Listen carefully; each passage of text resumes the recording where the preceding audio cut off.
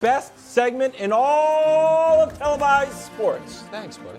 The committee was up late into the night, burning the midnight oil to deliver the tears. Yep. Without further ado, take it away. Thank you. As the chairman of the committee, I don't want to spoil it, but I will say there's been some movement at the top of the tiers. But first we will start with the bottom. And instead of having a group of those who shall not be named, we have a different group. It's 10 teams. They all play each other. It is the must-win weekend. So all of these teams are either winless or 1-1. The 5 losers of these 5 games will be off the tiers for the remainder of the season. Yikes! That's too much. They'll be done. That's They'll be done. too much. They'll be done. Week 3? At 0 wins through 3 weeks, you're 6% to make the playoffs. The teams with wins there are Seattle, who's terrible, New Orleans, who stinks, and I tried to tell you guys, we all know the Bears and the Jets are no good. So again, must-win weekend. You want to get on the tiers, you better win this weekend. Now to the actual tiers. Wow. Bottom rung, turn on Red Zone. What do I mean? If this game's your local game, you turn to your buddy, you're like, hey, see what's on Red Zone. Hey! Nobody's trying to watch any of these games except for the Bronco game, and you're like, what's Hackett going to do next? What is he going to do? Aside from that, turn on Red Zone. Next group, oversaturated. That's the Cowboys and the Giants. What do I mean by that? In my work life, I'm oversaturated with Cowboys talk, even though they're not that interesting of a team. In my personal life, take a daily walk to the bodega to buy a Lucy cigarette.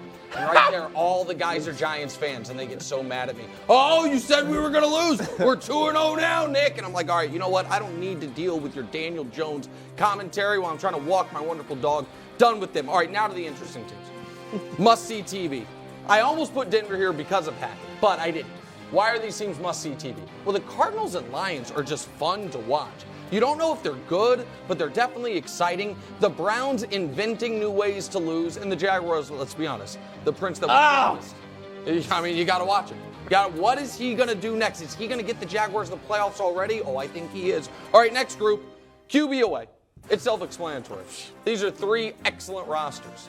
Potentially 3 excellent coaches. I obviously need to see more from the 2 rookie head coaches, but I like what I've seen so far. Unfortunately for them, all 3 of these teams have a defined ceiling because their quarterbacks are Jimmy Garoppolo, Tua Tagovailoa, and Kirk Cousins, also known as Jimmy Garoppolo from the Midwest. Okay, now not quite right. I like that. I really like all 4 of these teams, but something just hasn't felt right about them yet this year, except for Philly. I'll explain that in a moment. Green Bay got a nice win this weekend, but did anyone think they were overwhelming against the Bears? I didn't. The Ravens, what was all of our thoughts on the Ravens going into the year? Well, they won't be as injured as last year, and it turns out, no, maybe they will be. They're already that banged up.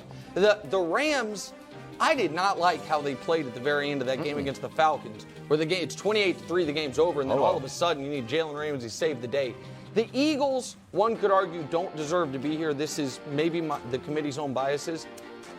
I don't know if the committee can trust what we're seeing from Jalen Hurts just yet.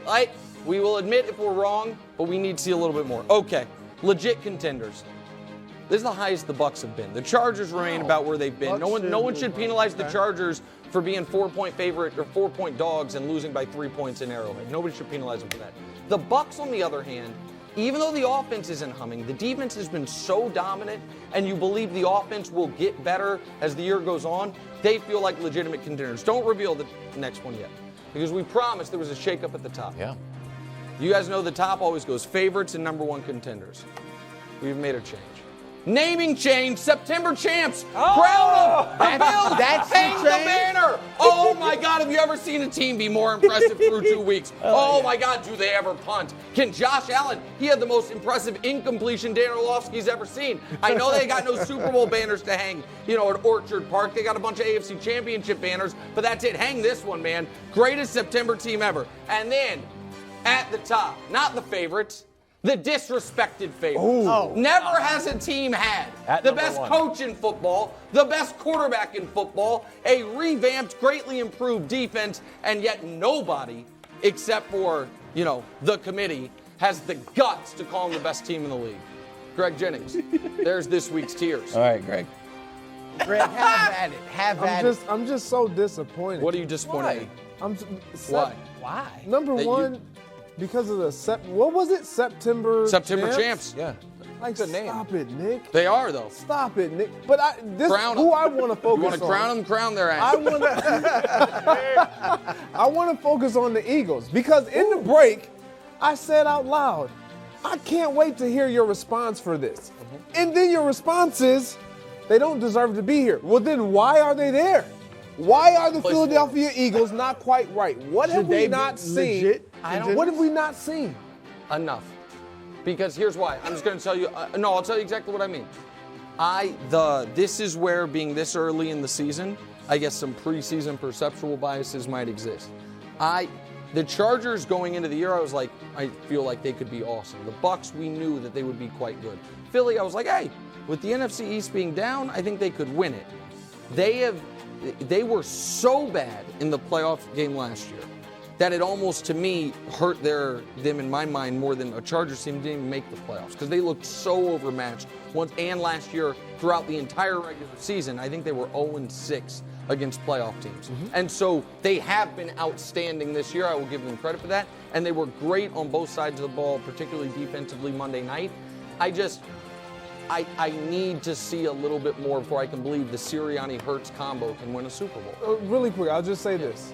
Because the narrative was, is Jalen Hurts the guy? Yeah. Well, you bring in A.J. Brown, you give him more support. That's a good point. The offensive line is improved. Yeah. Jalen Hurts clearly has been better. There's no doubt. Where Okay, so you think they should be jumped? I to just don't legit see what's contenders? not quite right about this team. You know what? Maybe the They are committee was not legit quite right. contenders. The committee's humble enough on Greg Jennings' birthday to say, you know what? Maybe the Eagles we needed to have a closer look at them. Okay. It's tough for the committee because the Eagles play Monday Night Football. There's a lot going on. It's late. tough. Yeah. Well, look, I'm glad the committee is admitting mistakes because they got another one wrong. Potential mistake. QB away. How in the world are the Miami Dolphins a QB away when they have they the need a better leading defense, too? passer in the league right now? He's Tua Tagovailoa leads the league in yards, almost 370 a game.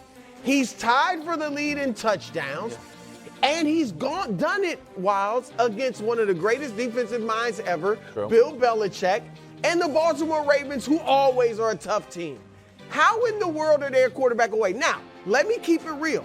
I'm not saying for sure yet that Tua Tagovailoa is going to be like an elite quarterback. Oh, thank you. But to write him off and say he can't be this early is ludicrous. What Greg kind of said it with the Eagles. We wanted to see what can he do with some weapons. What can he do with a coach that believes in him? Well, so far, so good. All right, they're 2-0. So to have them on the QB away line, just complete disrespect. Totally fair. Okay, can I Thank tell you, you Wildes. where the committee, since the committee is a humble group, where the committee made a mistake?